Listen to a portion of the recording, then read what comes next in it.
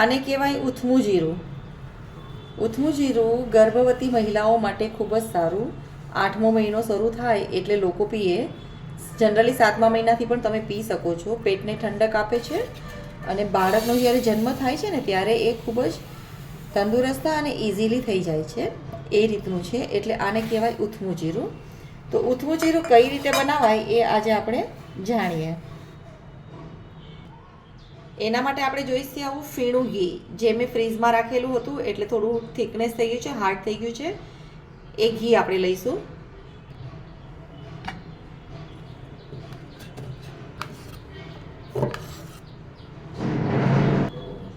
ત્યાર પછી આમાં જોઈએ ખડી સાકર. એ ખડી સાકરને આપણે મિક્સરમાં પીસી નાખી છે અત્યારે, અને ત્યાર પછી આપણે બધી ખડી સાકરનો પાવડર આમાં નાખીએ. એનું માપ આપણે આપણી રીતે લઈ શકીએ છીએ, જેટલી મીઠાશ જોતી હોય એ રીતે રાખી શકાય છે.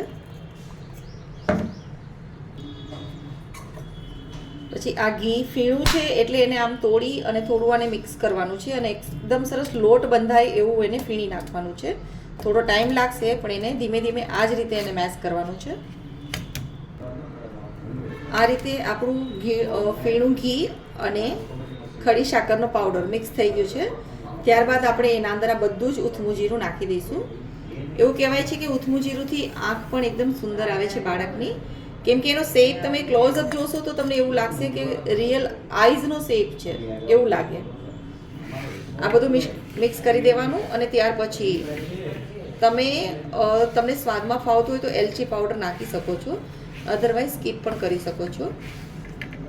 આને તમે દિવસમાં 2 વખત સવાર સાંજ ચમચી ભરીને લઈ શકો છો. અને આ 15 થી 20 દિવસ જ ખાવાનું હોય, એનાથી વધારે નહીં ખાવાનું.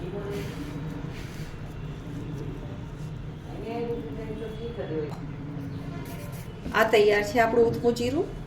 ઘી અને સાકરને એકદમ ફીણીને જ્યાં સુધી એકદમ એનું મેસઅપ ન થઈ ગયું ત્યાં સુધી આપણે એને ફીણું, ત્યાર પછી ઉથમું જીરું નાખી દીધું. આ રીતે એને થાળીમાં પ્રેસ કરીને રાખી દઈશું.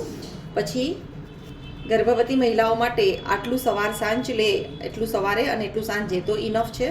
15 દિવસ કે 20 દિવસ મેક્સિમમ ખાવાનું હોય, એનાથી વધારે નહીં ખાવાનું, અને ખૂબ જ ફાયદાકારક છે. તો અવશ્ય જે પણ ગર્ભવતી મહિલા હોય એમને આ સજેસ્ટ કરજો કે આવું એમના માટે ખૂબ સારું છે.